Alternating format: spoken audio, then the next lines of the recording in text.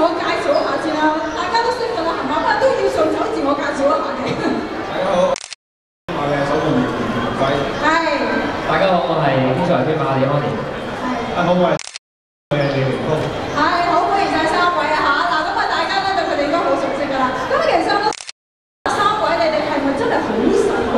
即係自細就已經開始中意踢波啦？幾多歲開始啊？我就先班已經開始踢波啦。哦，已經開始踢波啦，係嘛？我同阿輝差唔多，都係3、4年班已經開始踢波。咦，咁你會唔會係？我就係嗰啲中學5啊、4、5先開始真係認真去踢波。我真係認真去踢波。我想問下，其實你哋幾時先真係開始受正統嘅訓練嘅咧？足球我受正統嘅訓練就係我12歲時候，就啱啱好嗰時候做咗香港職業軍。係香港職業軍。正式啦。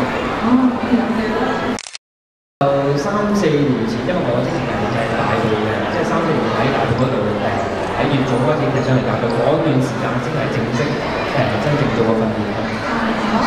我相信你哋都係前啲係2年前喺乙組開始係直播。